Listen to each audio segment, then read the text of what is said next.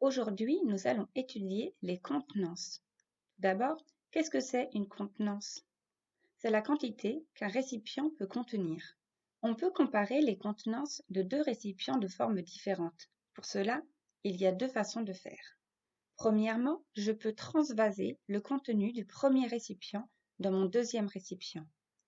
Ici, par exemple, la contenance de ma bouteille est inférieure, c'est-à-dire plus petite, à celle du pichet, car il y a encore de la place dans mon pichet pour rajouter de l'eau.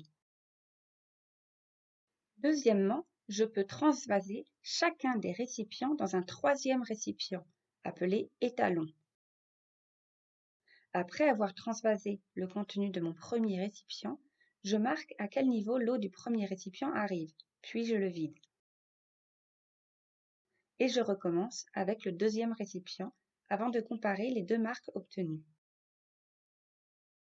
Le niveau de la marque du verre A est plus haut que celui de la marque du verre B. La contenance du verre A est donc supérieure à celle du verre B. On peut également utiliser des unités de mesure de contenance. Le litre est l'unité principale de mesure de contenance.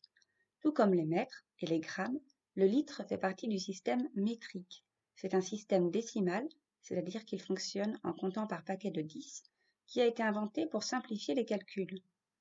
Pour des contenances inférieures à 1 litre, on utilise le décilitre, qu'on note DL. Il faut 10 décilitres pour faire 1 litre. 1 décilitre est donc égal à 0,1 litre.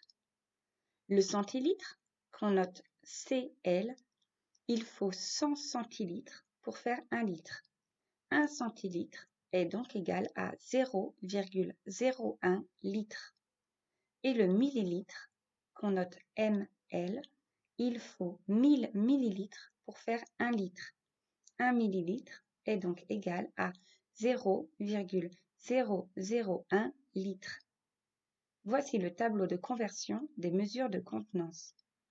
Notons que 1 litre d'eau est égal à 1 kg. Donc 1 millilitre d'eau est égal à 1 gramme.